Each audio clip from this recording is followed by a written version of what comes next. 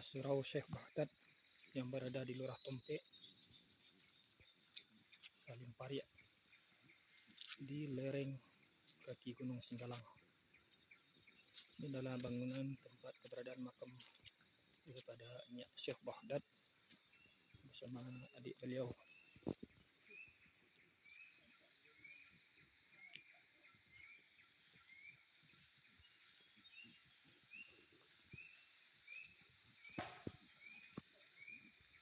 Dan inilah makam beliau, makam Nyak Syekh Baghdad. Assalamualaikum.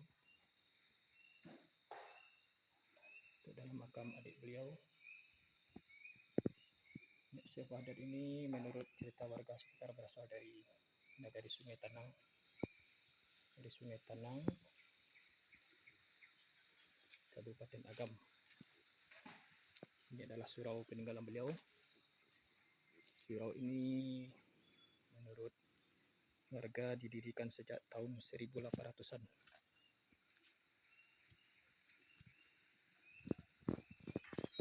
Berada di sebuah lurah di kaki Gunung Singgalang bernama Lurah Tompe.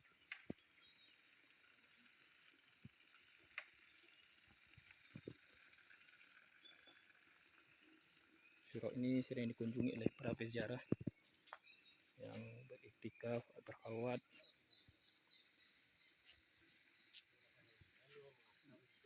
Terutama pada bulan Safar.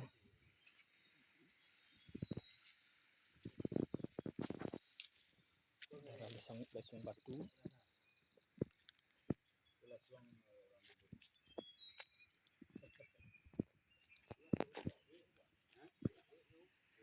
Ini adalah jalan yang menuju ke surau.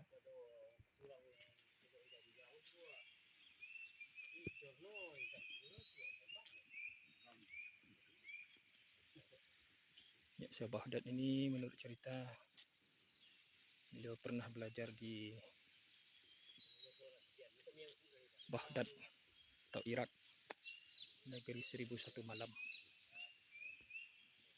Dan beliau ini menurut sejarah atau menurut cerita warga turun-temurun pernah mengalami suatu hal atau peristiwa yang ajaib ketika beliau pergi haji ke Mekah. Dan suatu ketika di Mekah beliau masuk ke dalam Ka'bah, melakukan sholat dalam Ka'bah, kemudian berzikir. Nah, karena keasikan berzikir, beliau mungkin terlupa waktu. Tidak tahu bahwa orang-orang akan mengunci pintu Ka'bah. Dan anehnya beliau tidak terlihat oleh pengurus Ka'bah waktu itu yang akan mengunci Ka'bah. Beliau tidak terlihat atau lenyap dalam pandangan orang-orang, sehingga beliau terkunci di dalam Ka'bah Baitullah di Masjidil Haram. Nah, dulu Ka'bah itu dibuka hanya sekali setahun untuk dibersihkan, itu pada musim haji. Nah, apabila sudah dikunci maka akan dibuka setahun lagi pada tahun haji yang akan datang. Maka beliau ini, Nyak Syekh Baghdad ini terkurung di dalam Ka'bah itu selama setahun, hingga tahun haji setahun yang akan datang barulah dibuka pintu Ka'bah, dan barulah beliau diketahui oleh orang-orang yang membuka Ka'bah bahwa ternyata beliau selama ini setahun terkurung di dalam Ka'bah.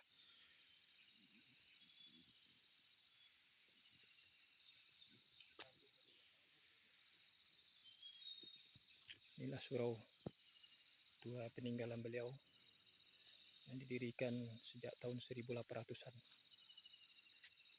Tempatnya terpencil, berada di sebuah lurah yang bernama Lurah Tompe.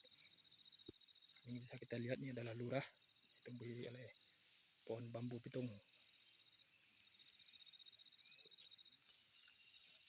Nah, surau ini sudah diperbaiki lagi, dipugar lagi oleh warga. Surau ini juga banyak keanehan yang terjadi. Pernah dulu di zaman perang PRRI ada tentara TNI ya. Ada beberapa orang tentara yang mau membuka atap ini, atap surau ini, buat dijadikan atap posko penjagaan yang dibuat oleh anggota TNI ini. Nah, ternyata sewaktu mau dibuka pakunya, paku atapnya, surau ini menggeletar, bergetar, sehingganya pengakuan dari tentara tadi itu ketakutan dan tidak jadi membuka atap daripada surau ini. Dan pernah juga cerita dari warga, ada yang mau membuka dindingnya, dinding papannya ini. Pas dibuka, mau dibuka sebelahnya lagi, yang dibuka ini terpasang sendiri, terpasang kembali. Nah, ini keanehan yang ada di surau ini. Dan ada juga cerita warga sekitar ini yang mengatakan, pernah bercerita, beliau pernah mengambil bekas dari papan yang sudah lapuk ini, papan surau ini, buat dijadikan kayu bakar untuk memasak gula tebu ya, atau tengguli. Jadi di sini, di sana bisa kita lihat ada kebun tebu. Tebu ini oleh warga sekitar dikilang kemudian dimasak menjadi gula tebu atau saka namanya, saka tabu. Ternyata karena memakai kayu daripada bekas papan surau ini yang sudah lapuk ini, saka tebu ini tidak mau masak. Sudah seharian tidak mau masak. Dari pagi sampai petang tidak mau masak, tidak mau mendidih. Nah, kalau seharusnya kata orang yang biasa memasak gula tebu ini atau saka ini, kalau dari pagi sampai petang itu sudah 3 kali dia bisa memasak. Sudah 3 kancah. Nah, ini ternyata 1 kancah pun tidak masak. Nah, ini keajaiban-keajaiban daripada surau peninggalan Nyak Syekh Wahdat ini.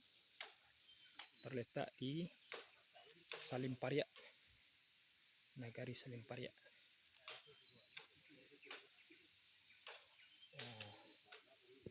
Di kaki Gunung Singgalang, Kabupaten Agam, Sumatera Barat.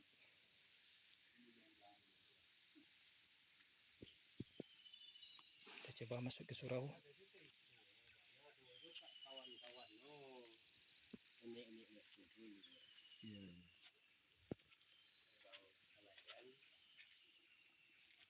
Ini bisa kita lihat jenjang naik ke surau ini adalah terbuat dari batu yang disusun seperti ini sejak dari dahulu kalanya. Jadi tidak terbuat dari kayu, tapi disusun dari batu-batu.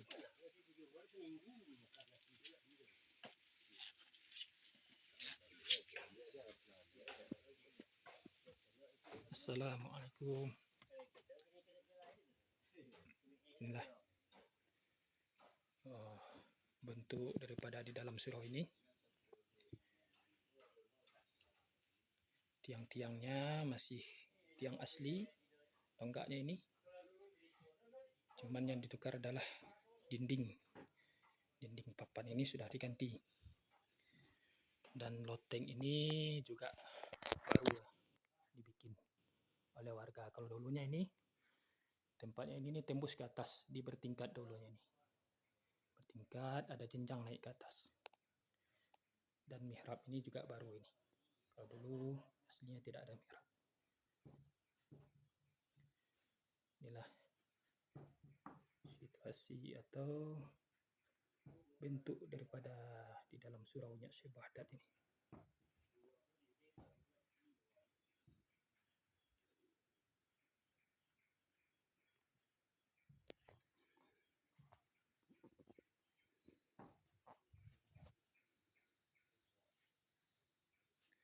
Demikian saja yang bisa kita informasikan tentang surau Syekh Wahdat. Bagi kaum muslimin, muslimat yang berminat berziarah, datang atau mengunjungi, beriktikaf ataupun berkhalwat di Surau Syekh Padat ini dipersilahkan, bebas siapapun boleh datang. Demikian saja yang bisa kita informasikan. Dan saya tutup video ini dengan mengucapkan Assalamualaikum warahmatullahi wabarakatuh.